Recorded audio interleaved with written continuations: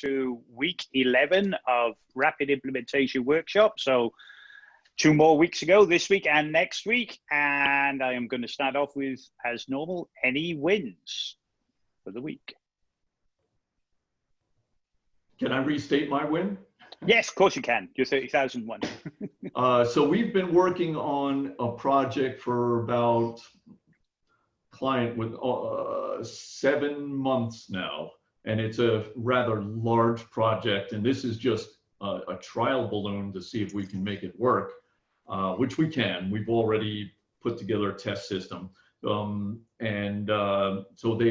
they called us back after silence and saying, I would, we've been doing homework. We want to go with you guys. I want a final proposal, and it's going to be about a $30,000 job.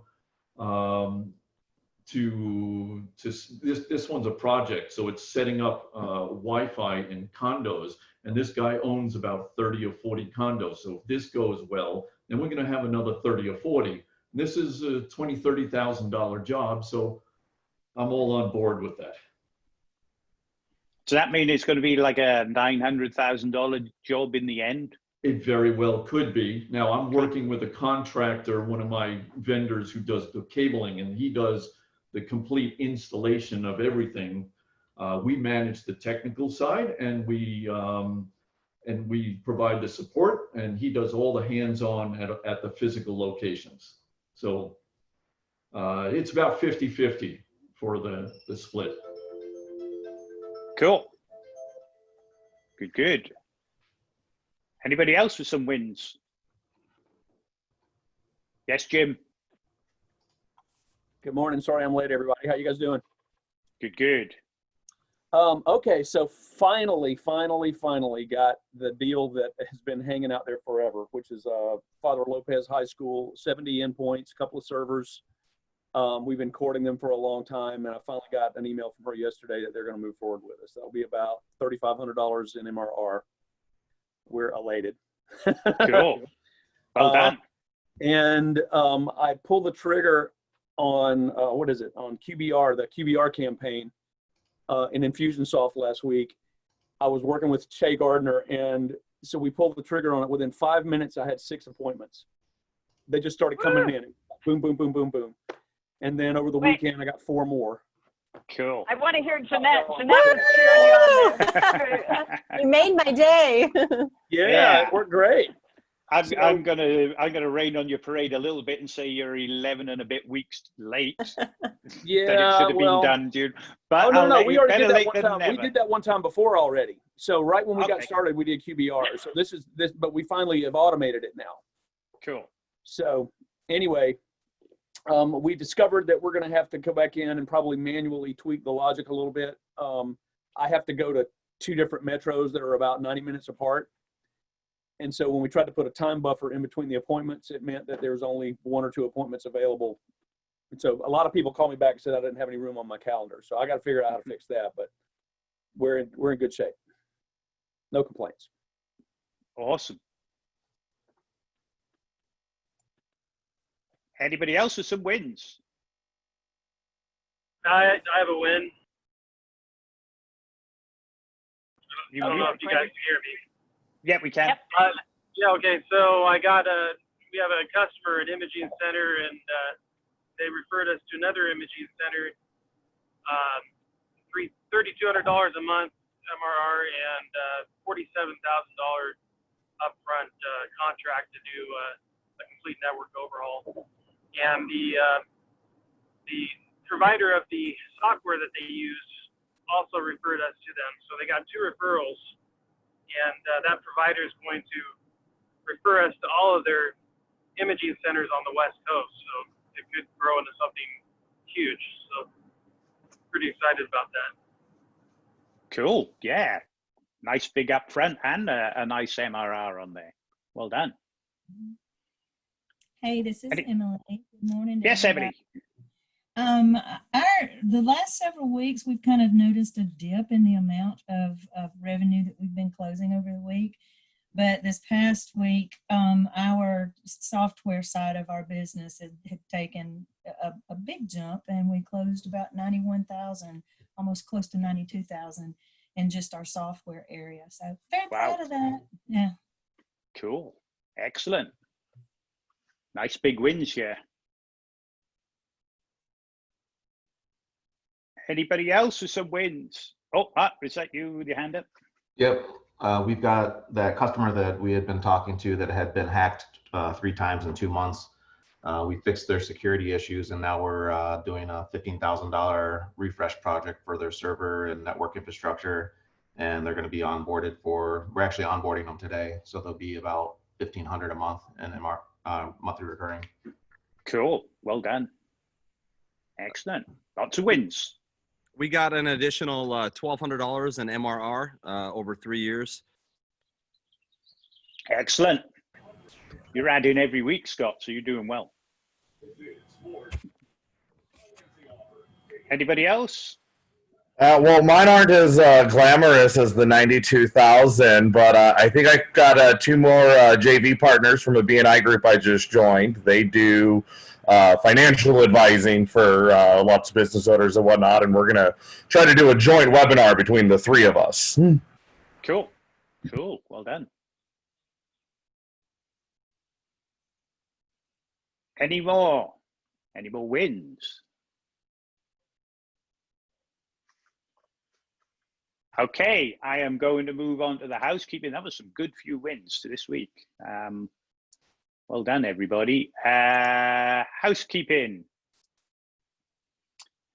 90-day contest, which is Friday, May the 22nd, which is my books is 10 days away. So a week on Friday to get all this finished, okay? So let's see how we're doing. We should have lots of things checked off. 90-day checklist tab. Seeing lots and lots of big gaps to get done in 10 days. So there's a lot going on here. Not many doing the prospecting campaign, and you can hear people are killing it. So there's a few people here with some gaps in the prospecting. Website should be live by now. Your tech tip postcards and drip marketing should all be going out the door by now. So online drip, 12-month plan, quarterly marketing plan. There's only got one person, nobody got it in on time, and one person actually got it in for the rest of the review, and not many people doing the referral rewards. And now more than ever is time to do referrals. So we got to get picked up, people. Okay, there's I think there's a lot of people just getting not used to working from home and not putting in the hours or something that we're behind. We're quite far behind, quite worryingly behind now, because if you're not doing prospecting and you don't have your website live and you're not doing the drip marketing and you're not doing the referrals, then you're not getting your wins. You're not growing your company. Okay, these have got to be done. And I'm still will quite happily challenge anybody that says that they don't have the time to do it, because this is the most important part of your business, and growing your business and having systems in place so that you can grow your business from now and forever is, to me, is the #1 most important thing in your business. Okay, and I'll happily do the maths with anybody who says they don't have the time, and I can prove that you're doing something wrong and you're spending time in totally the wrong places if you don't have time to get this done. Because honestly, there's nothing more important. And I know we push you hard, and if you go back and look at my boot camp panel with the previous rapid winners, one of the things they said was we push you hard, and you know, I'm on top of you all the time because I want you to be successful, and the only way to be successful is to do these campaigns. You saw the 12-month marketing plan, and you saw everything that was mandatory above the line. And I can bring you Chris Hughes, or I can bring you 1,000 Better Your Best winners, and they will tell you that those things are the things that they get done consistently every single month. which is a prospecting campaign weekly, monthly drip marketing campaign. They've got a referral system in place. Now, they might do some extra things on top of that, but these are the basics that they got going. Chris Hughes tripled his business just by doing these campaigns. Didn't do anything else, just did these campaigns. Okay, he went from 2 million to 6 million just by doing a prospecting campaign and drip marketing campaign. So these are crucial to growing your company. Okay, and honestly, if you're on Facebook, if you watch TV, if you do any of those things, okay, or spending time with pain in the ass clients that you really should have fired because they're eating up all your time and your money, and you're actually losing money if you work it out, then this is where you should be spending your time, not there. Yeah. And I know it's hard. And I know some of you are one-man shops, but guess what? I was a one-man shop when I did all this, and I had to figure it all out myself because we didn't have a Rapid or even Freshman or anything like that when I went through. So I had to figure it all out myself and get it going. So it took me about 3 years to get to anywhere close to this stage where you guys can get it all with all the help in 12 weeks. And don't waste that opportunity. It's a huge opportunity, especially now, you know, especially I know some of the others, some of the northern states, northeastern states in California, etc. You're still under quite a heavy lockdown, but it's going to be easing soon, and you need to be prepared for it. So you need to have these campaigns like printed. You need to have those people handwritten envelopes ready to go out the door. So the minute these people are heading back to the office, as they are in Texas, as they are in Tennessee and Georgia and some of the other states, they should be out the door straight away, because these people are going to have issues and they're going to need help. And you don't have any of these things out there for them to call you. And so that's why we're trying to get this done. If you're not marketing, nobody's going to call you. If you're marketing, 90+% of your competition are not marketing, and so you're getting all the pickings, and you get to pick and choose all the ones that you want from these people that need help. Okay, so make use of your one-on-one calls. Just a reminder, it's under Accelerators Club menu, one-on-one coaching calls. Click there and you can do me or Jeff or Rich or Mike. We've got Leah, we've got Will, we've got Stuart, we've got Al, we've got Peter. So Will was a Better Your Best finalist. Peter was a Better Your Best finalist this year. And we also have, I've got to add him yet, but Charles Swihart, who is the Better Your Best winner, is another one of our client coaches, and he's now going to be doing one-on-ones. So he'll be up there available soon. So take advantage of the one-on-ones. You get 2 per quarter. We're halfway through May, so you've got like 6 weeks left, and you probably all got 2 to go. So take advantage of those and get help finishing these things off. Yeah, but get them finished. If nothing else, get your phones answered live, get the online shock and awe, and get your prospecting campaign and your drip and your referral out there. Okay, get marketing quick. Yeah, build a process and get it out there. If you're struggling with it, I mean, again, if you're small, the best hire I ever made to make my company grow was a part-time marketing assistant.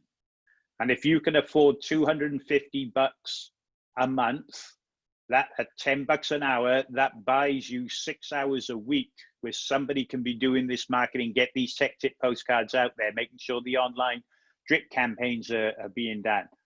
Make sure that your referral stuff's all being set up, and then they can print and handwrite the prospecting campaign and get it out there. So, you know, $250 a month gets you 6 hours a week, which is plenty to do 25 a week of the prospecting. Mark, and these I would other do things. that in a heartbeat if I could find the person. In fact, I would do that 3 times over in a heartbeat. So tips on finding that person? I Amen. originally, my first time was Craigslist, but then it all changed and they started charging. I use Indeed, Dan. Yeah, okay, that's what we use too. Yeah, and I'm actually looking for 2 full-time people because we're just so far behind. Yeah, and you know, there's part-time stay-at-home moms were great for me. They work really well for the marketing assistant side of things. That worked, you know, really well. You know, unfortunately, it's an employer's market out there. There's 3.3 million unemployed again the other day. So there is a lot of people out there now that you've got a much better chance than when we started this, back in February when, unemployment was so low and you really couldn't get anybody. The situation out there, the employment situation has changed, and it works better for employers at the moment. So you should be able to get something out there. Yeah, that's a good point. I should maybe look to hire one full-time person at the same time, grab a couple of part-time people to fill the void. Yeah. Great call. Thanks. If you're Cool. looking for a stay-at-home mom or a work-from-home mom, there's a great website called hiremymom.com. I've had great luck finding really great people on that website. There you go. Yeah. This is Emily. We've had some luck doing some interns from college that are getting ready to graduate within the next year or whatever. They're looking for some experience to be able to put on a resume, as well as being able to go through lists and everything else. So we've had some success with that. Yeah, and just so I don't know about your state, you'd have to check with your state. In Texas, the Texas Workforce Commission, they will actually pay you to put people in these type of roles as well. Okay, for the first, I think it's something like the first 6 weeks, or it could even be 6 months. The Texas Workforce Commission want to get people back to work, so these type of roles, these type of skills, they will pay you. They will pay the salaries for those people, so you can pay them full time, but the Texas Workforce Commission is paying them. So check with your local workforce if they've got something like that as well. The other side of things is if a couple of you get together, maybe you're on different coasts, so you can spread the time. And you can hire somebody between the two of you, so you get them part-time, but they get a full-time role if they're looking for full-time. So there's a number of different options out there, but it's relatively inexpensive. And now you've been through everything on the, in the rapid, that's the type of thing that you can get off your plate and onto somebody else's, because you'll have a checklist that you can manage. And these $10, $12, $15, $20 an hour people, are going to save you so much time, where you can be out there earning $100, $150 an hour, $200 an hour for your work. You should not be doing these things. Once you've done it, once you've documented it, you know what's involved, then you hand it off. Thanks everybody for the feedback. Much appreciated. Sure. Okay, so remember, 22nd week Friday, get these things done. And in the resources, you will find the 30 and 90-day checklist and the contest information.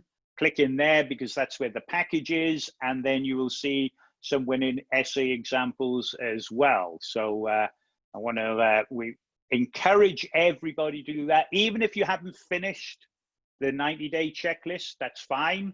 Still enter the contest. You've still got a chance to win. And so get those in there, and we will look forward to reading the essays. Remember, it's 5 p.m. Central Time on the dot, because it has a cash prize or a financial prize as first place and second place, etc. So by law, we have to stipulate a deadline, and we can't accept anything after that deadline.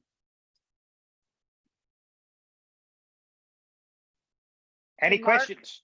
Yes. You may want to address this after Jeanette does her couple minutes, but there's a question about where to go on the dashboard, what to look for when it comes to referral campaigns or programs. So you may want to, maybe we should let Jeanette talk first. Yeah, but everything on the checklist is here. We've always got to click here for guidance.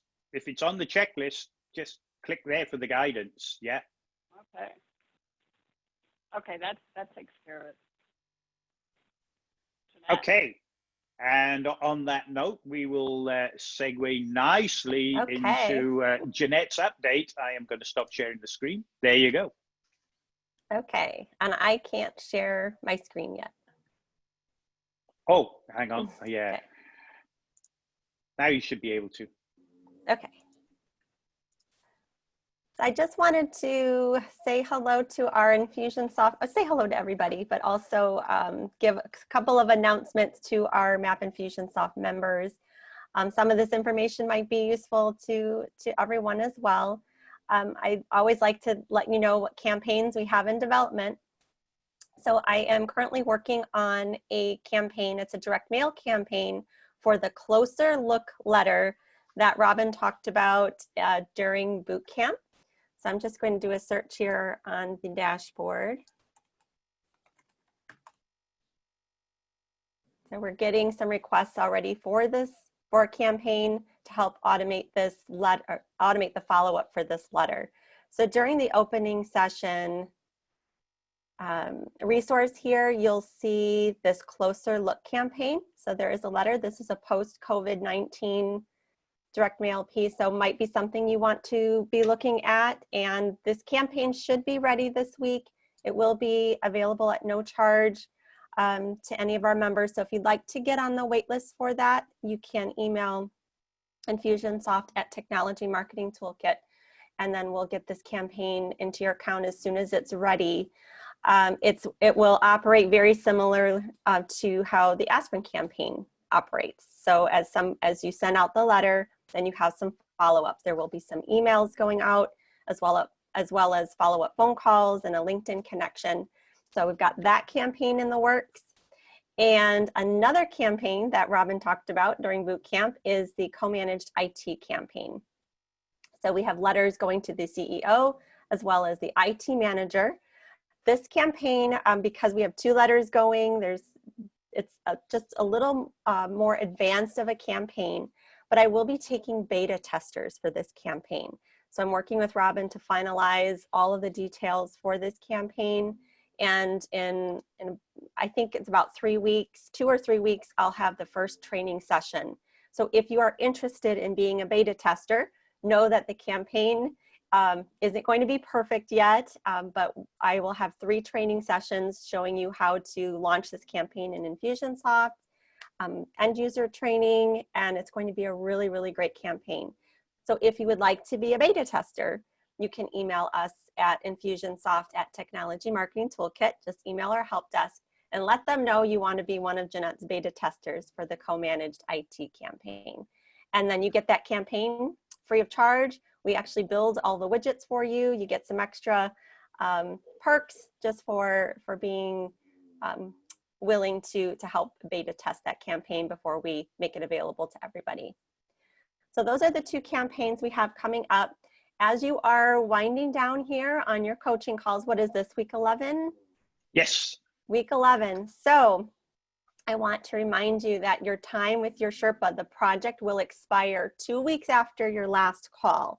So in 3 weeks, that Sherpa project will expire. So if you have anything outstanding with Che or whoever your Sherpa is, please get in touch with him or her and just get your core campaigns up and running. You should have your QBR campaign going, your weekly tips campaign, your sales pipeline, a free report campaign like what you should pay for IT services or top 10 hackers, and your Aspirin campaign. So those are the campaigns your Sherpa will help you with. And as a reward, I don't know if you know this or not, but if you go to the Infusionsoft Map tab under Basic Training, this is an entire course that goes through all of those core campaigns. So if somebody new if you hire somebody new to help you with Infusionsoft or your marketing, you have a full on-demand course that takes you through all of the campaigns, end user training, blueprints, launch steps, everything that you'll need. But also on this page, there's a checklist, our implementation checklist. If you've been working with your Sherpa, you have been launching these campaigns, adding people to weekly tips, integrating your contact us form with your Infusionsoft account. Once your Sherpa checks off all of these items, we're going to give you $1,000 in automation credits. So free money. So make sure that you connect with your Sherpa, get all of these items completed and checked off so we can give you $1,000 in automation credits. So what can you do with that money? Then you can purchase any of our a la carte campaigns. If you want to take a look at those, you can click on this campaign library tab. So we've given you your core campaigns, but we also have a full library. I'm going to scroll down here. You can see a list of all of our direct mail campaigns, all of our free report campaigns, webinar, seminar, all kinds of campaigns that you have, and you can use your automation credits to purchase those. So very exciting. Love to give away those credits. And don't forget the Get Help tab. Don't forget, if you have any questions about your campaigns, anything, email our help desk, call in, or schedule a one-on-one call so we can help you. So don't forget about that. Jeanette, how did you get to this in the dashboard? Yes, so you'll come okay. here to the Infusionsoft Map tab, and then you'll have these tabs here. So you'll see Get Help, the campaign library, basic training course, everything is right there for you. Awesome, thank you. Okay. Okay, any other questions? Yes, this is Emily, and I have one. So we're not in the Infusionsoft program, so will the co-managed IT letter be something that's available to us that aren't in Infusionsoft? Yes, it is available to you. I'm not sure. I can find it, Yep. And any email copy, anything that we have, you'll have access to be able to use that. Just we automated in Infusionsoft. Automated, right? Yeah, okay, just double checking. Thank you. Yep. Any other questions? I know a couple of you have messaged me privately, and I'll chat with you and get your questions answered. But I'm excited for you all. I think this has been the most eventful rapid class. We've had a lot going on, and I'm just really proud of all of you for showing up and automating and continuing to work with your Sherpa.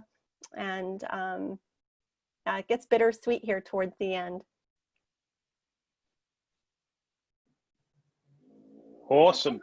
Okay, thank you. Thank you, Jeanette.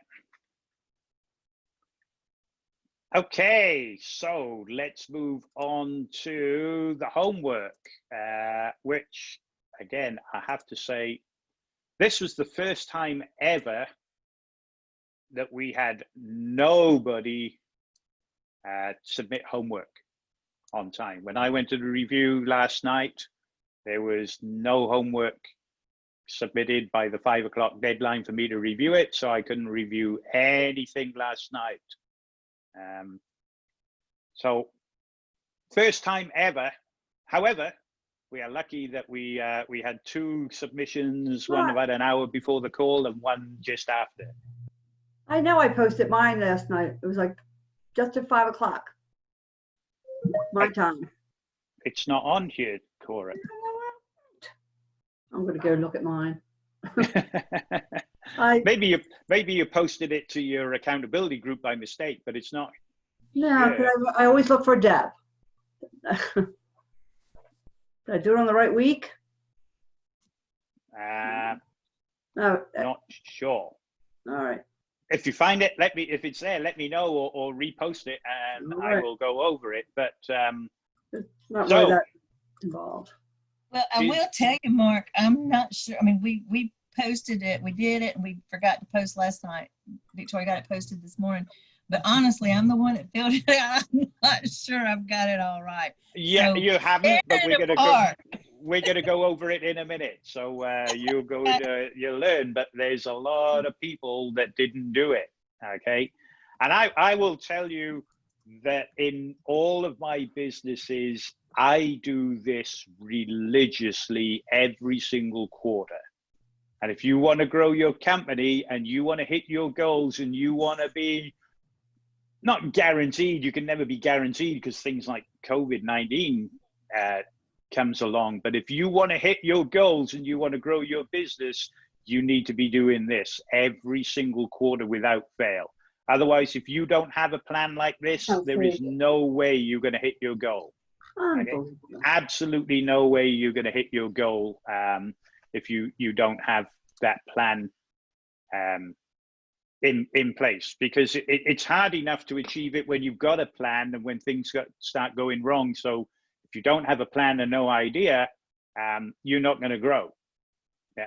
It's as simple as that. And I do it with my company. We have a slightly more complex version of this now, where I come up with the overall goals for the different divisions, and then they sit down within their division and they work their one out, and we review the whole thing together. But we went through it, and I am going to show you, this one is Emily's. So we've got a 1% response to a campaign.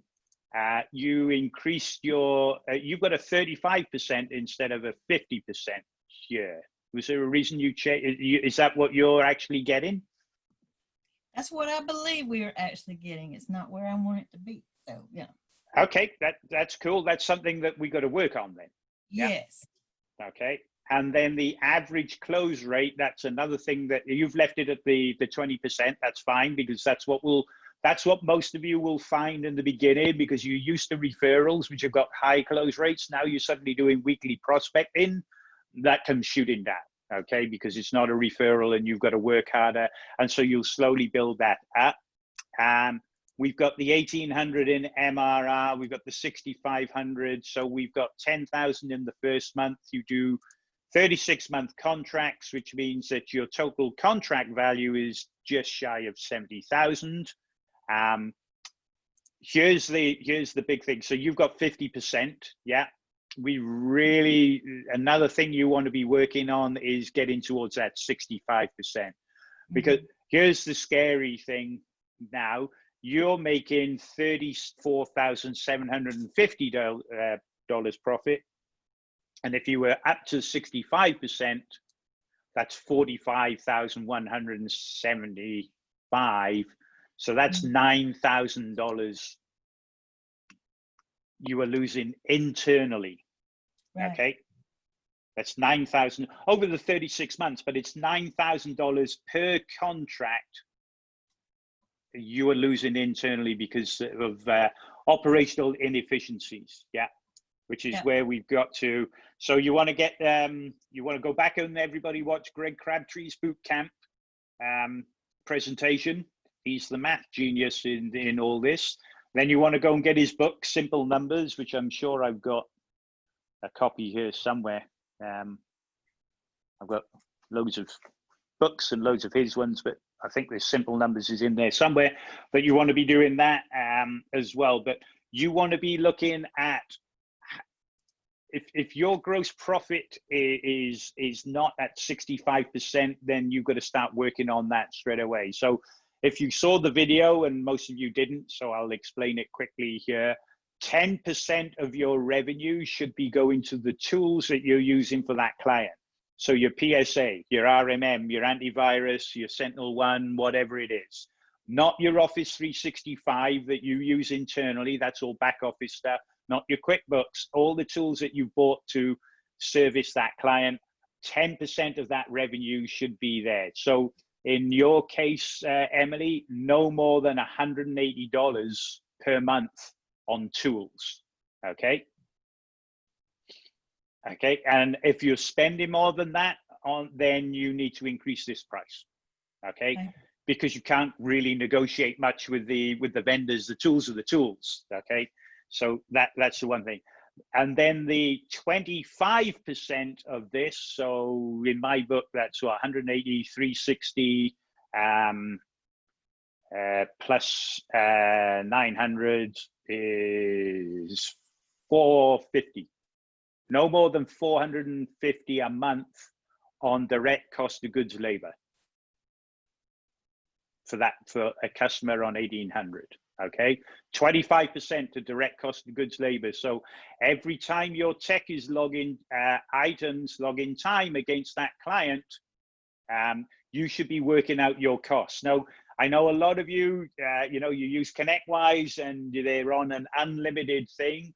You should still be logging everything in your PSA. You should be logging those hours, and you should be pulling those report costs weekly or monthly at the most, preferably weekly.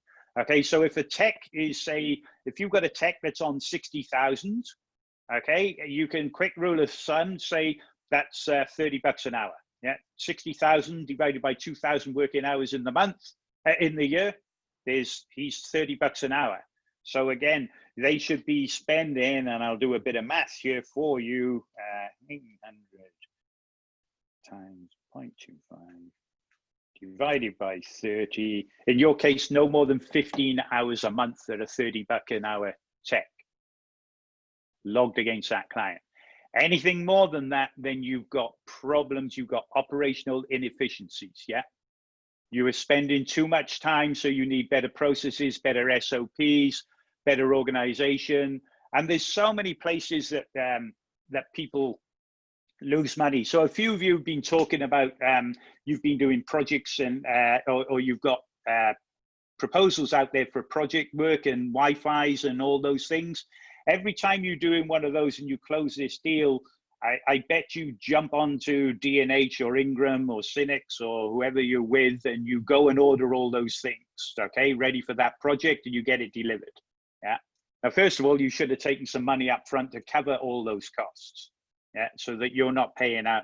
Secondly, next time, maybe you get another customer the next day and they order some stuff, so you jump on again, and the next day and the next day and the next day. Well, you're wasting all that time. You should only be ordering items, depending on your size. Maybe it's once a month or once a week or once every 2 weeks, and do it in one go. Don't jump every time a client does it. Same with billing.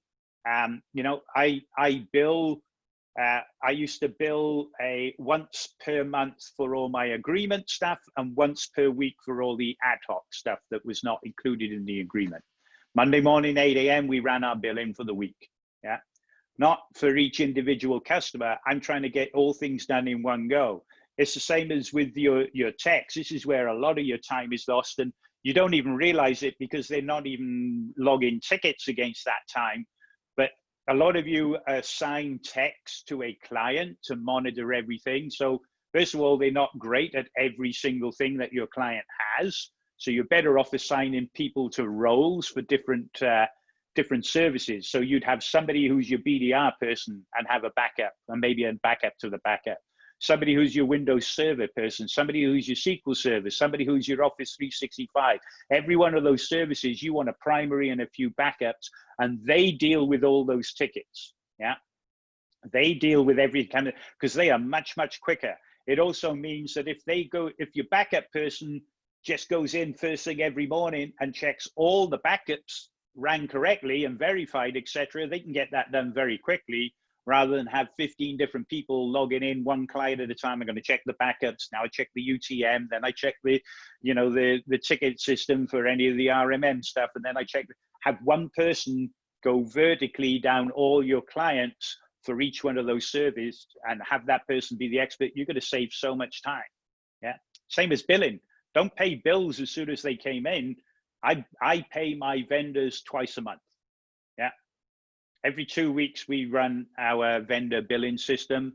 On the 4th of the month and on the 19th of the month is when I pay vendor bills. Yeah, unless it's automatic. But if I'm having to go through and set it up in the system or whatever, then we run that twice a month in our company.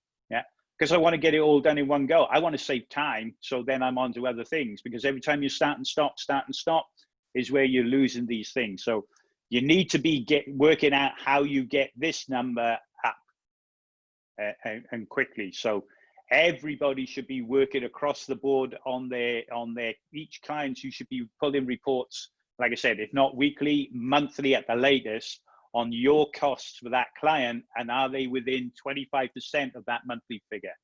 Yeah. And if not, how you're going to get it there. And that's a big plan. Why go chasing new clients when you can make more money with your current clients, just getting better at what you do?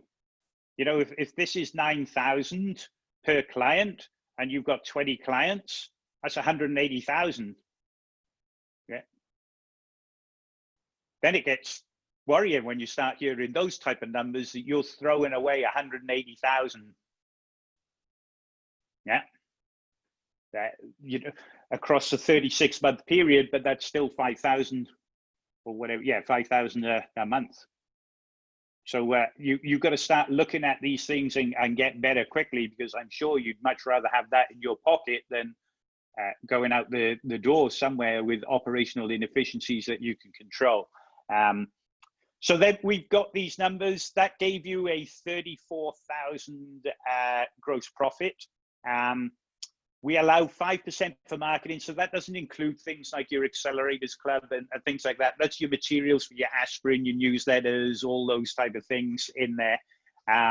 And so that gives you an allowable cost per sale of $3,475, an allowable cost per lead of $695.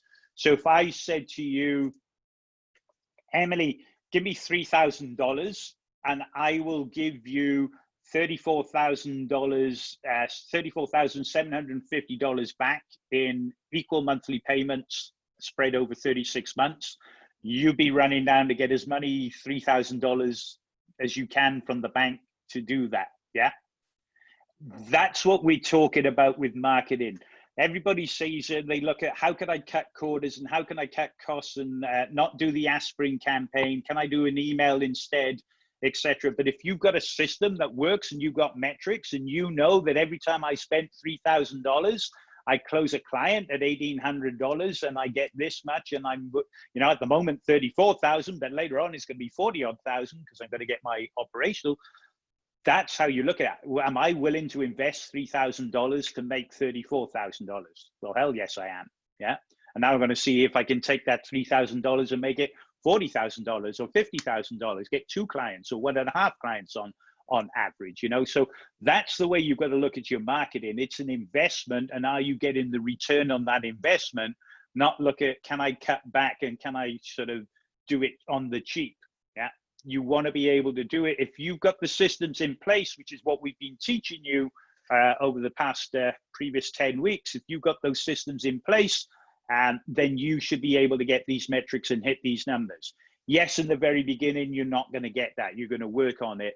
But if you've been doing that aspirin campaign now, you know, we covered that in what, week 6, week 7. So you've had a few weeks going. But, you know, by the end of Q2, by the end of June, you should be doing that for a good sort of 2-3 months, even in the COVID, and start building this picture up of how much you're spending, how much you should be doing, and how much it's getting you. Yeah. And so that if somebody says to you again, you know, the way that you look at these figures is if I spent $5,000 and I got 1 client from the campaign, I spent too much. Okay, because my allowable cost was really $3,400. Yeah, but if I spend $2,000 and I got a new client, then I'm doing really well. I'm way under my cost. And if I start doing my metrics and I see that I'm actually getting, you know, I'm getting leads for a $600, then I'm still under my allowable with my 5%. Does that make sense? I'm doing well. You know, I'm under my 5% in there.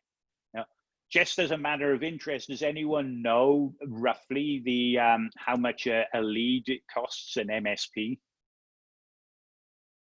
Anyone want to hazard a guess? Now it's different for everybody, but the ballpark figure is about $450 to $500. Yeah, to get yourself a lead, not a client, a lead. Yeah. So you should be aiming and allowing to spend, you know, round about this. Then we moved over into here, and this is where we started to fall down. So you want to make 2.8 million in the quarter. You've got 2.6 on the books. So we needed to find 154,000. Yeah. That's when you were supposed to go through that Word document, the checklist, and put all those different things here, the, you know, 9-word emails, QBRs, aspirin campaign, webinars, seminar, whatever you were doing, some things that you've got that are out with proposals but not closed, so you put a weighted number against those. You've got to figure out how I'm going to get this number needs to get to 0, yeah, by filling in things in this part here. And this is where the power of this spreadsheet comes in, because if I can, what I do is, you know, I am going to sit down round about June the 8th with my company, because it's 3 weeks before the end of the quarter. We are going to debrief the previous quarter, and then we are going to work out what our goals are for the next quarter. And then they get into this spreadsheet and figure out how we're going to achieve this, okay? And so before the end of Q2, we will have Q3 filled in here. And I know I'm going to hit that goal, okay? Now, all we've got to worry on Q3 is doing these 5, 6, 8 things, whatever it turns out to be that we're going to do for that quarter. I have to worry about anything else. I'm doing just these things, yeah? And if you remember when we talked about on the 12-month custom marketing plan and you were building those different oil wells, you were starting to gather metrics. So they come over here straight away because you know, hey, I know I'm doing the aspirin campaign every week. I know that I'm doing, you know, on average, I get this from these webinars that I do and seminars I do and the JV partnership I do. And I'm going to do one more new thing this quarter that we've got on that 12-month plan. And we should get this, okay? And I can put those numbers in as I'm gathering metrics, or first time round, I've got to give a good, you know, conservative estimate. But these are the things that I'm going to do to hit that 154K. And then in your case, Emily, because you've got a sales team in your company, that's what you go to your weekly sales and marketing meeting and you say, Joe, you're responsible for this. You've got to get 20K from that. Fred, you've got to get 55K from here. You've got to get this from that. You've got to get that from those things, yeah? And that way they know those are that's their quota for the quarter. Our goal is to get 150, you know, our goal is to get 2.8 million. We've got 2.6 already contracted, so we need 154. Okay, guys, this is where we're going to get it. Go get it. Yeah. And we have to adjust, you know, things never go perfect on paper, but, you know, at least we could adjust. We're on track, we're off track, or whatever. And what are we going to do to get back on track? Yeah. So even things like QBR, and I talked about this on the video, everybody should be doing QBRs, Jim, eventually. But you don't just go on your, I can't remember now, is it 10, 11 appointments or something that you've got going. You don't just go on the appointments. You've got to go on those appointments with a goal. Okay, you've got to go into the quarter with this QBR with a goal. And I've spoken before about the your account manager. Your account manager is the person that works with your current clients, okay? And if you don't have an account manager, guess what? You are the account manager. So you've got to put that hat on. Now, a normal account manager will get a low base and then a compensation, you know, bonus based on what they bring in to the company. And normally their quota is to increase your current revenue with current clients by 20%. So let's say you currently do 1 million, yeah? On the 31st of December 2019, your current clients were giving you earned 1 million from them for that year. So his job now is to get you by 31st of December 2020, that 1 year, he's going to get you 1.2 million from current clients, okay? The current clients on the books, not any new clients that you bring in. So he's got to get you all those things. So if you lose a client at say 100,000 for the year, he's got to find an additional 300,000. He's got to replace that 100,000 because he was the account manager. He lost the account plus his 20% goal from December 2019. So he's now going to find 300,000 a year. But if you just work on the 20%, that's 5% per quarter. So what are you currently doing in MRR with your clients? You should be going out and finding 5% of that every quarter as new MRR. So that's not across every client, but let's say you were currently doing 40K in MRR. Okay, your current MRR is 40K. You've got to get 5%, which is 2K. Okay. So you've got to find this quarter from QBRs an additional 2K. Now I set you that target, Jim. You're going to say, okay, out of these 11 people I'm going to meet, I reckon these 5 will probably buy something. These 3 will almost definitely buy something. He's going to buy this. He's going to buy that. This is how I'm going to get my 2K. So I'm going into QBRs with a very distinct goal of each client, what I'm going to pitch to them for how much, so I hit my 2K goal. Does that make sense? So you're not selling to all 11 because they don't want to be sold every single quarter, but you are selling, you know, a certain amount through that quarter, and most of it's through QBRs or the quick shot emails. So again, I should be able to come in here and say QBRs, you know, 2K times 3 months, 6K. And I'm 6K towards my 150K goal. Does that make sense? And then, like I said, this is booked revenue. It's already contracted. But the other thing, I might be working on some proposals, as Gary was earlier on. So Gary's got a proposal for 30K for the quarter, but it's only, say, a 75% chance of closing at the moment. So it's worth 75% of 30K. That's how your sales pipeline works, okay? And so he put that in place and adjusting as he goes, okay? And then he's going to do the aspirin campaign, and that's going to get 1 new client, which is going to be, you know, 6,500 towards this goal. Do you see how I'm working through these things? And you've got that Word document to hit these numbers. So at the end of the day, I'm going to work through this spreadsheet with these things here, or add a few lines, until this sales potential equals or is slightly greater than 154K. Then I've just got to worry, as I was saying to Emily, go to my sales guys and go, there you go. That's what you've got to do. That's where we're going to get the money from to hit our goal this quarter.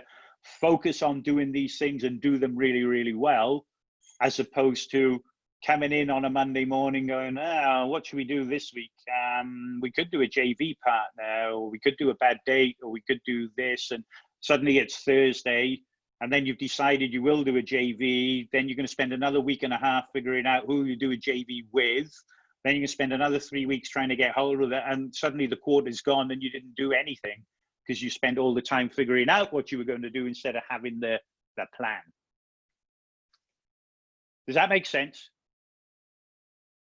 It does, Mark. One question I had is, how often, if at all, do you adjust this plan as you go, as you know, data becomes available? I don't go back into the spreadsheet because it's gone into our normal, our goal planning system. Or, for example, in the dashboard, Scott, you know, it would go into your, let me see if I got an accelerators. I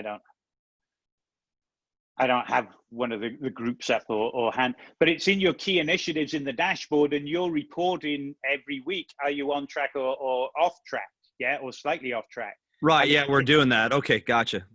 But also in what I'm doing, and we'll take Emily's case again and your case, I am having a weekly sales and marketing meeting in my company, okay? Every week with the sales and marketing team. Now, if that's, again, if you're a one-man shop, and I used to do it, you know, when I was a one-man shop, that was me, yeah? Don't not do it because you're a one-man shop and you're the sales guy. Still got to hold yourself accountable, okay? Now, it helps being in the accountability group and be honest, I'm off track, or I'm slightly off track, or I'm way off track, because they're the ones that are going to help you get back on track. Okay, and use the issues in the dashboard as well to talk about the problems why you're off track. But internally in the company, I want that. Okay, you were supposed to get 6,000 from the aspirin campaign. We've got none. What's happening? Yeah. You were supposed to get 5,000 from this. You got 10,000. Great. Can we do it again and get another 10,000? You know, we've still got a few weeks left in the quarter. This is obviously working well. Can we repeat it in the time we've got left? Yeah. So that's what I'm doing.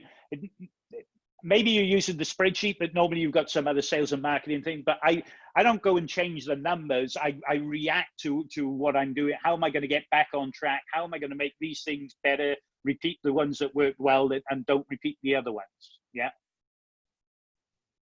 Makes sense. Thank you. And, you know, and we were in the middle of Q1 when COVID shut us down. So those last few things that we were stuck on that we're closing suddenly went out the window. So, technology marketing toolkit and my company, we pivoted. Yeah.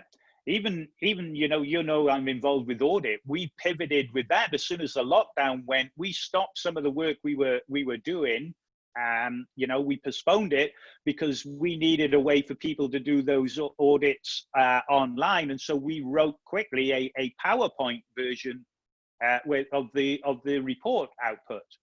So that you could present those things online. So you've got to be able to sit down every week. You should be having these weekly sales and marketing meetings. And when something goes wrong, like COVID and the lockdown and all hell broke loose, you've got to be able to pivot quickly and still keep on track. What are we going to do? We can't do this anymore. We were going to have boot camp in person. Can't do this anymore. What are we going to do? Yeah. And then what does that, and we have those meetings. You've got to have those weekly meetings. Yeah. Even if it's just you, you've got to hold yourself accountable and hold yourself accountable. There's no excuses. That's why being in the accountability group is great, because if you are the one person shop or you're the only sales guy, then they'll hold you accountable, and you need holding accountable. Otherwise you'll make excuses and you won't get to where you want to be. Yeah. Hey, and it's where you can be. Yes, sir. A couple of questions. You mentioned a couple of times about a Word document, and I don't know what Word document you were talking about.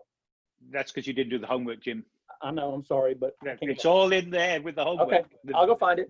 And then the other question I've got, when I'm trying to figure out what cost of goods sold and all that stuff is, when I'm trying to figure out gross profit, is that all in there too? Every single thing that you should add or not add? No, because everybody is different, and you work with your CPA on that. But what I'm talking about here is 10% is your tools used to service that client. So PSA, RM, anything that you're using for that client, not your back office stuff, which is your Office 365, your QuickBooks. It doesn't go near the client. That just makes it easier for you to use. But you wouldn't need a PSA if you weren't doing IT for clients. Right, yeah, right. and your RMM and your antivirus and all those things. So 10% of those your tools for that client, and then 25% of direct cost of good labor. Yeah. Right. So every time somebody is working on something for a client, we wouldn't include phones or anything like that then. It's just going to be like in my case, not your phones. Right. That comes out of your net profit. That comes out of the remaining 65%. Okay. To give you a nice big net profit. Yeah. Okay. Cool. Thank you, sir. Kelly, you've got a question. So two, I think. Hopefully two, I think. This never gets touched. And as we're getting started, the quarter to quarter doesn't get touched till you're reviewing the next quarter. Even if you drastically overestimated your abilities or skill set to get some of the marketing done or to get the sales closed. Like if you find you're like 20% and you put 35 or 40%, no, don't go back. You can adjust your goals while you're going on, but you've got to have a very good reason why. Okay. So I want to make sure that your goals were achievable in the first place. Yeah.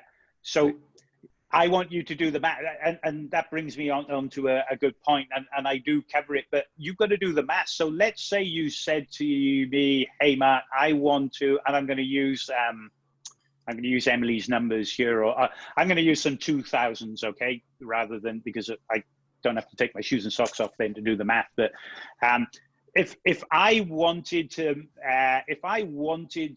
add 10K in new MRR, and my average ticket is 5K, is 2K, that means I need 5 clients. Yeah. So 5 clients, my close rate is 20%. Yeah. So I've got to go on 25 appointments to close 5 clients. Yeah. Now I'm going to use the 50% number of leads that book appointment. So in 50%, that means I need 50 leads. Yeah. If 50%, yeah, which means only 1% response rate. So I need 5,000 contacts. or I need to send 5,000 campaigns in that quarter. In a quarter. Yeah. Now that might be, you know, one person might get 2 campaigns or 3 campaigns, you know, so I can bring it down that way. But those are the numbers I'm looking at. So if you've got a list of 600 people, it ain't happening. Does that make sense? That list. Yeah, definitely. So these numbers, although we started working it this way when you start setting goals, you've got to work upwards from here. How many clients do I need? Yeah. Which means, what's my close rate? Which means I need that many appointments. How many booked the appointment? Which means multiply that then by 100. That's how many campaigns I need to be sending out. And that's qualified contacts, not just contacts. Yeah, okay. Yeah, that's scrubbed in. Yeah. Then the other question I have is on, you mentioned about people that use people like Continuum or Mission Control. Still got to log those hours, but how do we log your gross profit might be different there, okay? Because if you're using somebody like that, what you're getting from them is net profit, because they're taking care of payroll, benefits, email addresses, or you know, obviously all those things that you normally take out. So your margins are going to be lower, but this is pure net profit. Yeah. Okay. Okay. So that would be different amount. It's not going to be 65% then. I've always looked at the total plus 65% is what our initial quoting goes in at. So including the cost to have their seats with Continuum or whatever. And then I mark that up still because it's a cost we incurred. Yeah, but you might not be trying to get 65%. And don't forget the Continuum portion. Yeah. Okay. Well, you can mark it up. Yeah, I mean, that's going to be pure net profit, though. If you're not involved at all with that client, it just flows through your systems, then, you know, you don't have to be hitting 65%. Now you want to get as high a number as you can. Yeah. Because the more you get, it's pure net profit, like I said. So, you know, it's EBITDA for you, for the other staff. So there's a lot to be said, but you know, not often will you get 65% gross profit from it, from that. But I mean, by systemizing, automating, doing processes, you can get this number way up. In my company, we're hitting about 85, 87% gross profit. We write custom software, but we've got processes and we've got things in place. And then I invested in tools and we wrote programs that work with our software development environment that actually auto generates about 75% of our code. Yeah.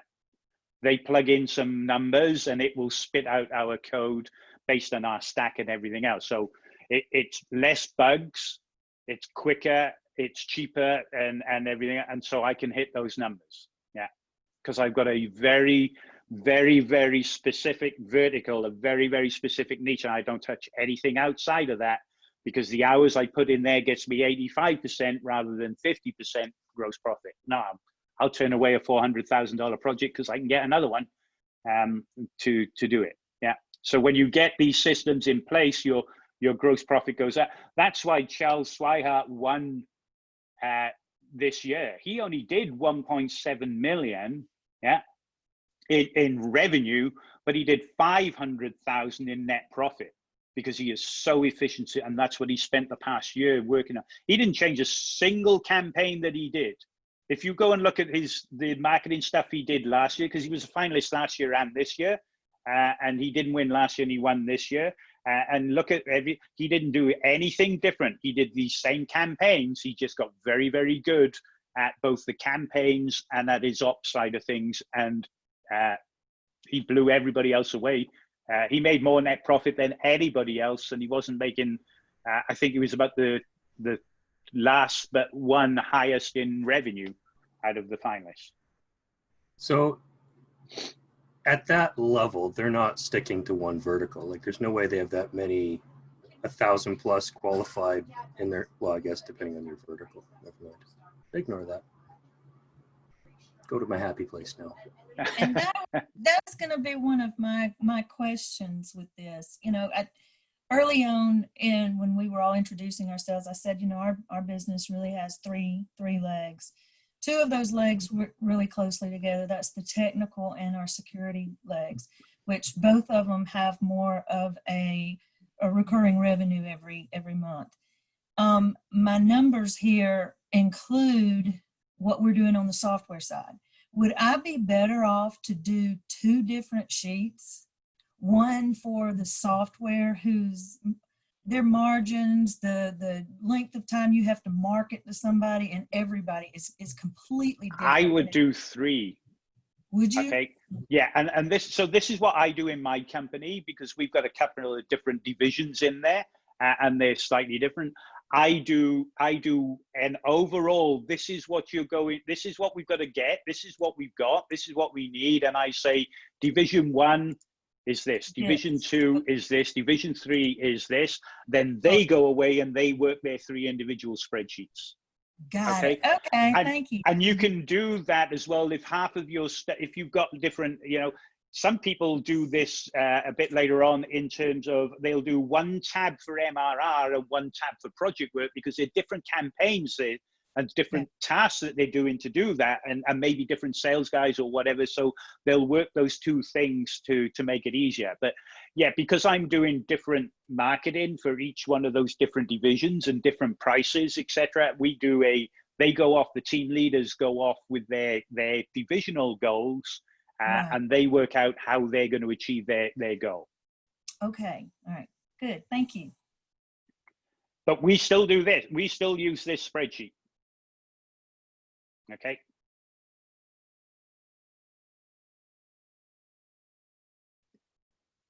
Okay. I'm going to do a. Oh, Cora found hers. I am going to.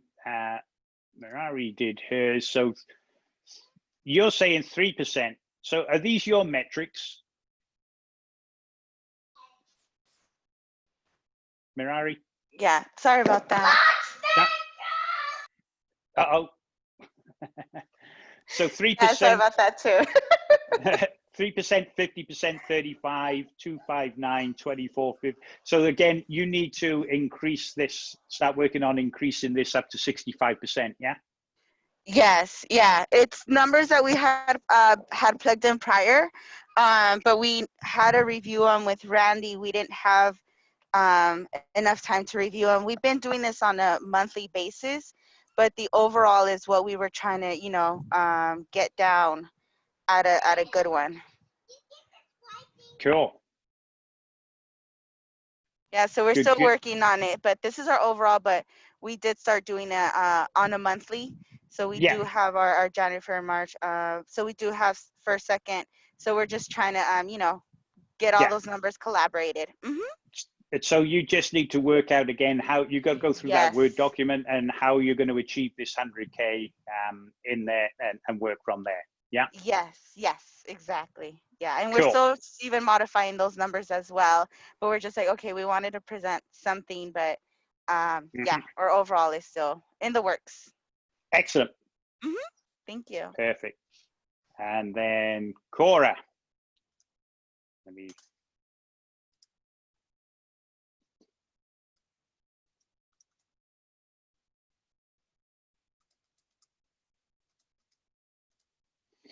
One percent, 50, 22 for. Somebody's been typing.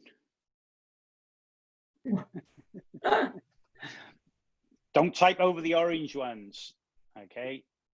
Yep, okay.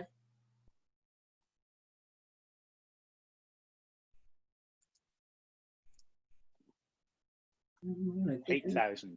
Otherwise, because this is your first month and then second month and third month, so it's 8,000 you get in the first quarter.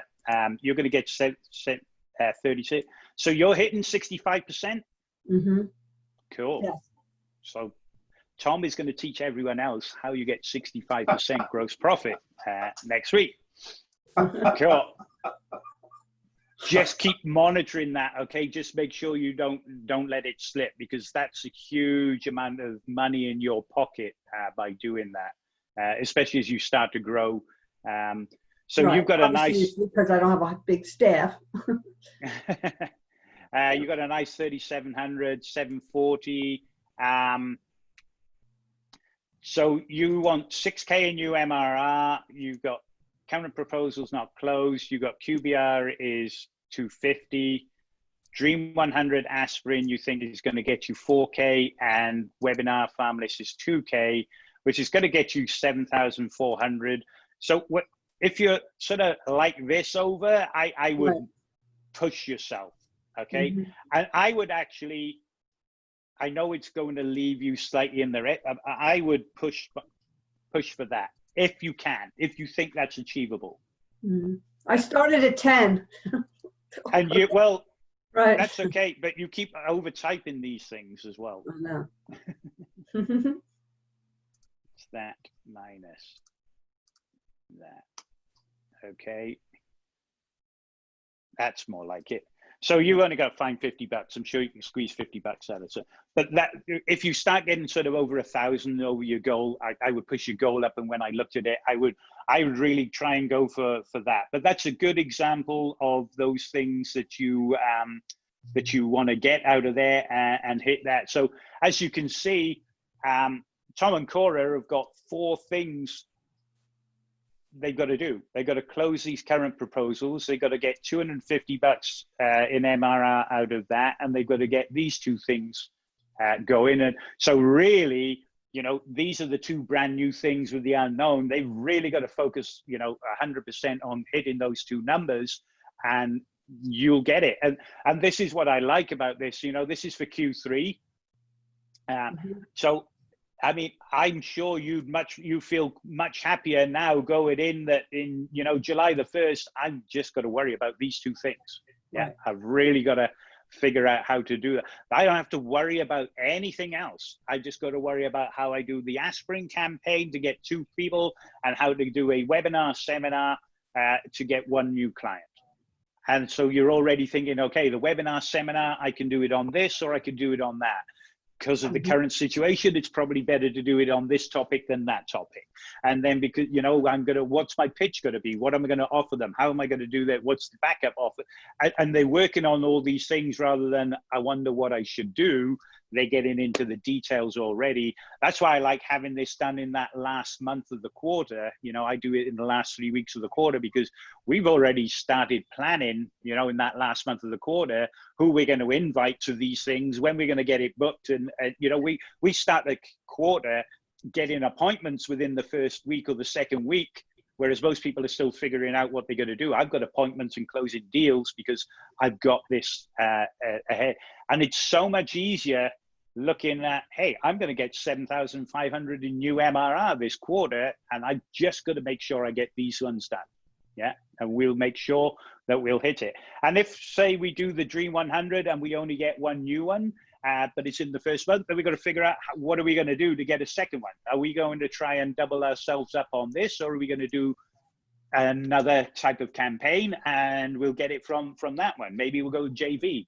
Maybe we'll do something with the chamber or whatever. But you know, you can revisit if you're not hitting the goals and say, okay, how do I get back on track now? But this is a perfect example, Cora, of a great a great spreadsheet for planning. You've got everything that you need in there, and increase from there. Yeah. My only thing is, I'm sure you can do better than that. Yeah. Yeah. Look for, I don't know what your current MRR is, but look at 5% of that, and put that number in there. Yeah. And push yourself. Yeah. But that's a good one. And I'm sure you feel quite happy going into the quarter knowing I've just got to do these couple of things. You know, you've got real clarity and focus now of what you've got to get done. Yeah. That's why I was like, maybe I need to increase the quantity that I mail if it goes well. And you can tweak those things and gather, you know, as you gather the metrics. Just because you hit your goal, maybe you hit your goal early, or maybe you decide, hey, let's really push ourselves, but let's wait till we get to the end of July, the first month, before we decide if we're going to increase the mailers or not. And if we do, we'll go for this goal. If we don't, we'll do that because we don't know what's going on in July out there with the COVID-19. So you can make those, you can have those backup plans. Now, the other thing, you want some rewards, okay? Anytime you're doing goals, you want to have rewards. So, and you want a red, a yellow, a green, and a super green, as we call them. So so your green is 7.5K. Yeah. If we hit 7.5K in UMRR, we're going out for dinner at a nice steak restaurant or whatever. Okay. Or you're doing something for the team. We'll take the whole team on on a picnic or whatever. That's me. If we hit 6.5K, we'll still go out, but it will just be something cheaper. We can't reward ourselves as nice. Yeah. If we hit 5K, we don't even get anything. But if we hit 9K or more, we'll go away for the weekend. There you go. Okay. So that's your super green goal. Okay. If you beat your goal, our super green goal is this, and we'll get this extra special reward. Yeah. And you want to do that with your team, and you may not. I share my numbers with my company. I don't have a problem with it at all. Everyone knows contract values and salaries and everything else, but some people don't. But you might not want to share the actual numbers, but you can have the old thermometer thing with 100%. Yeah. And we're 50% to go. We're 60%. And if we get to 90%, that's hit our green. Or we've hit our yellow at 70%, we've hit our green at 85%, and we've hit our super green at 100%. And these are the rewards that you guys get for hitting those numbers. Yeah. Sounds like a plan. Cool. That's a good one.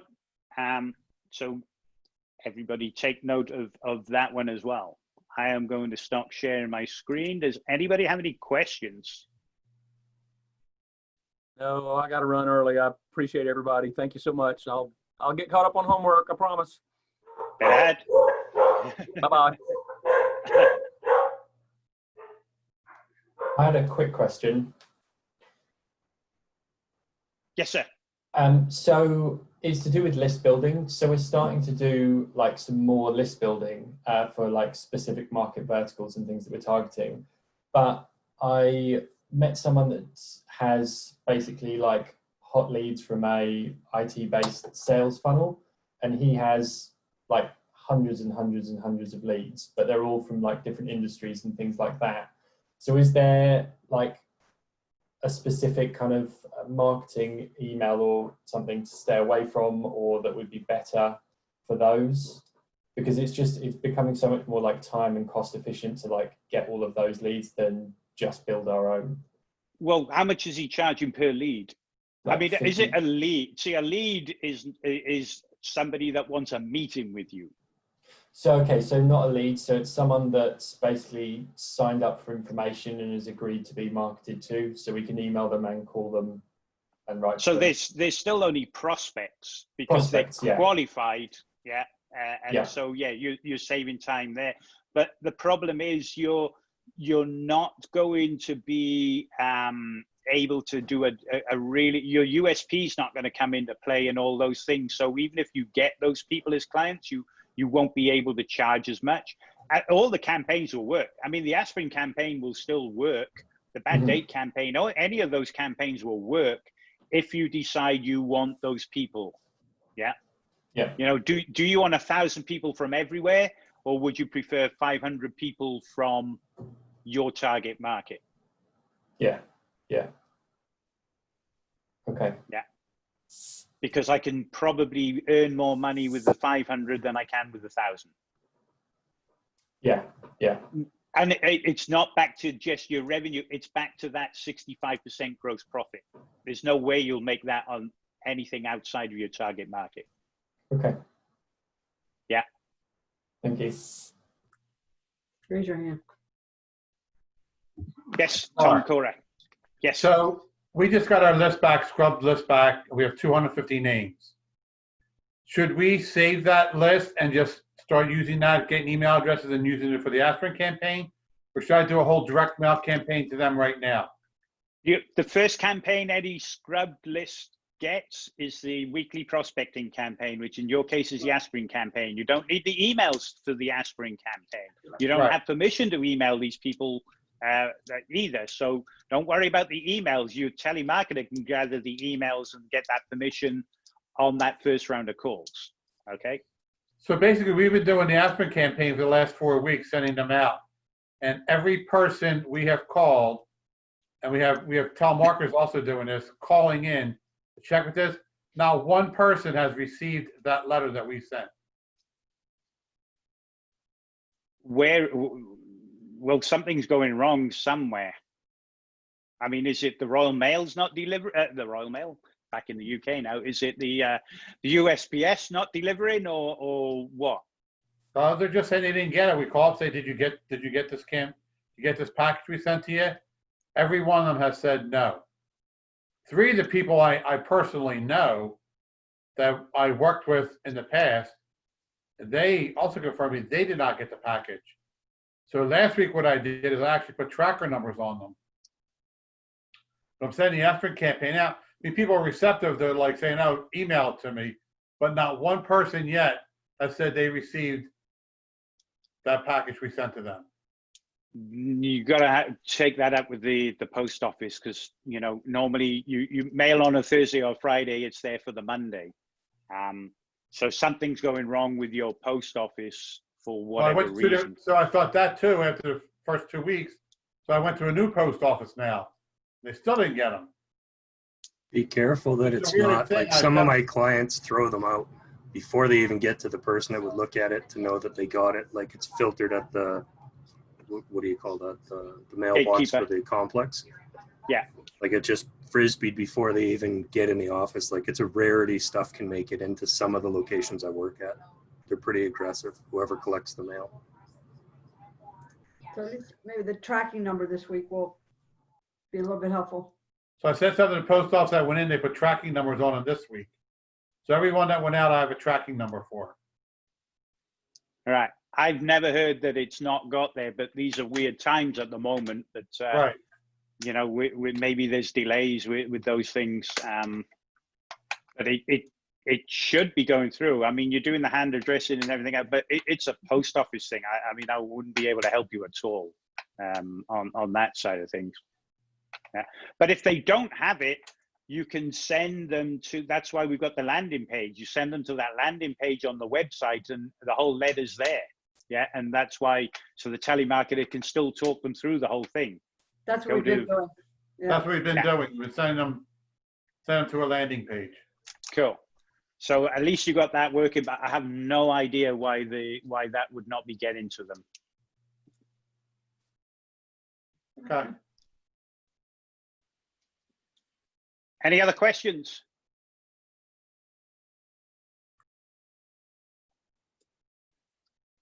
So homework for next week is a wrap up and transition. Debbie's already posted it up there. We need you to complete the post workshop survey and update your client success scorecard, and also do your essay. And for the majority of you, go back and do this quarterly marketing spreadsheet. You need to do it. Trust me, you need to do it. And we will see you next week on the final call. I will wish you all a great week and a great weekend, and see you next week on the call. Thank you, everyone. Thank you.